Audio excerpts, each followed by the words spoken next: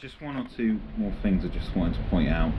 So I did my room tour and I missed a few things out. Right, you get given one of these magnetic discs to put on your door. You see they're gone exploring, taking it easy.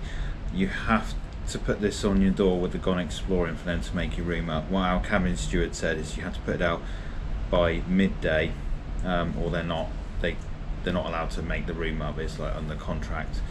Or sorry, part of their policy, they can't make the room up. So a few times I've forgotten to do it and I've had to run back to the room to place it on the room, but yeah, it's just magnetic, it just sticks to the outside of your door. Every day you get given these daily newspapers called Horizon, and it tells you like where you visit. So normally where it's got this piece of artwork here, it shows you, it would have the town you're visiting, so it would say like Stavanger, oh you're going, and it would say you're arriving there at 9 o'clock, all back on board for 4 or 5 o'clock, whatever it says. But also this has a timetable of everything that's going on the ship that day. So these are just a few selected sort of featured things. And I'm not going to read everything out there because it changes every day, but there's all sorts of cool stuff going on. Quizzes,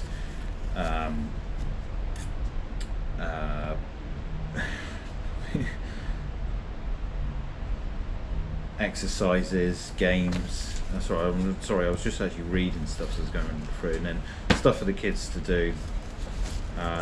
Goes on from 7 in the morning till gone past midnight, because I said that the what's the place we're above? Sorry, I've lost my train of thought now. The clubhouse, that was it, which in deck 8 out. The clubhouse says open from 6 PM till late. It is open in the day doing other stuff, because we went to a game show today that's a bit like a TV show that's on ITV at 5 o'clock in the afternoon. It has Bradley Walsh on it, but they're not allowed to call it The Chase. Basically it's the same. So you've got your all your restaurant opening times there, everything opening times. It's really good to show you, and that's what's on the cinema each day. It does rotate around. There's only 4 things on. Rotate around. We didn't actually go to the cinema at all, but it is included. Just snacks and stuff for free, or you can do what everyone does and just see the cinema back home and just hide a bag of sweets in your pockets. Of course, I've never done that in my life. That would be wrong. And on the back, there's just some legal stuff. Stuff like information. They just have to put casino cash out. Now, I won about £52 in the casino today, and it's the only time I've actually seen cash on the ship since, because when I went to cash out, I actually didn't know if they were going to send it as a check or what, and he just actually said, do you want it in cash? I was like, well, yes please, and they just gave it to me in sterling cash. No problem. If you win a big amount, good for you, but I don't know what you get it in. Maybe you might get it in a check or something, or they might give it to you as cash. I don't know. You'll have to ask. And well done if you do win that much.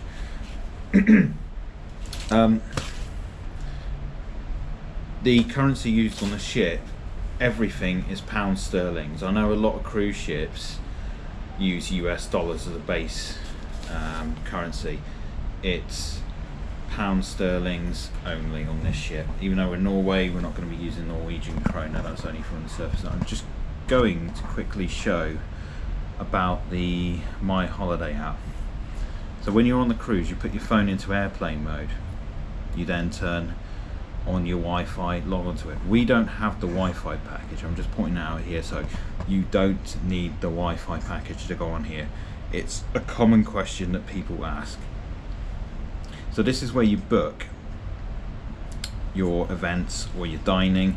So I'll quickly show my diary. See, this is what it brings up, everything you got booked that week. So at the start of the week it was full of stuff. So tonight we're going to the 710 Club.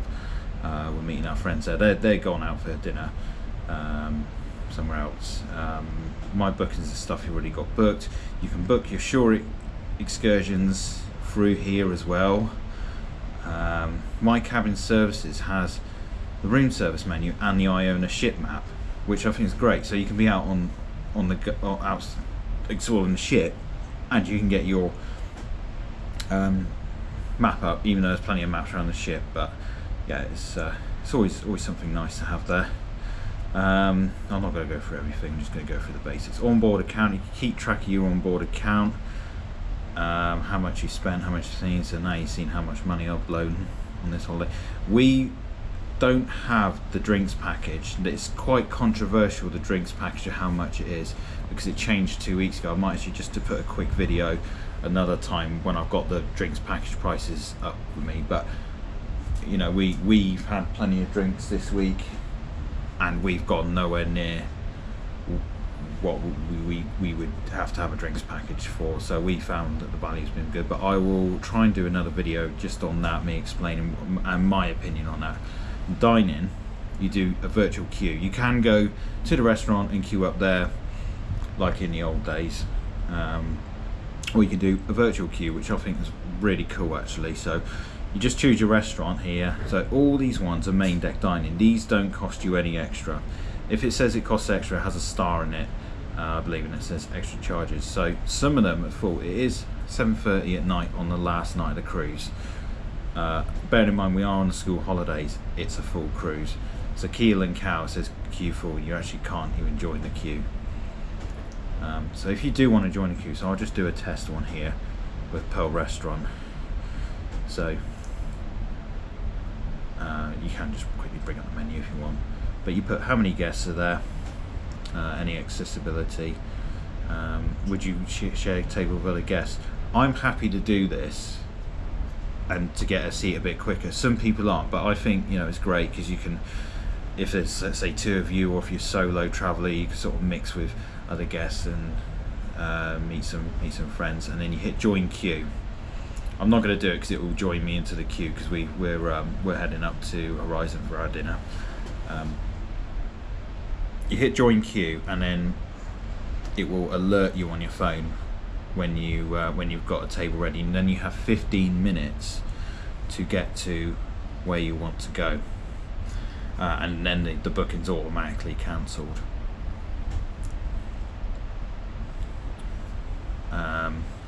The longest we've actually had to wait for one was on celebration night, which is the second night. So I'm just going to sit there with the views while I explain this. Celebration night, we're just off the coast of Essex now. Just going to enjoy the sunset. It's quite nice being on Starbucks. You get the sunset as you're going home every night. Celebration night, we were in the queue for about an hour and a half, but understandably there was 6,000 people that were all dressed up in their best gowns, best tuxes. Everyone looked awesome, fantastic. Even I wore a tux. First time I ever worn a tux. My wife said I looked like a very cheap James Bond. And our friends, I actually said that he looked like a snooker referee. But anyway, I'm going off on a tangent. We waited for about an hour and a half, but we didn't mind because we knew we were booked in somewhere. What we actually did, because we booked as 2 cabins, I booked a queue, and then our friends, they booked a queue, and then whichever one came first, we went to sit down. Maybe you could say that's a bit naughty, but that's just what we did.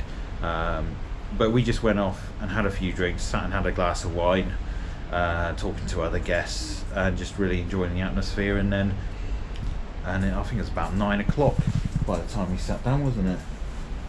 Yeah. Anyway, look, that's just my opinion on and my quick guide on that. We're actually going out to dinner now anyway, and then we're going to the 7:10 club, so I will leave you to it. Good night.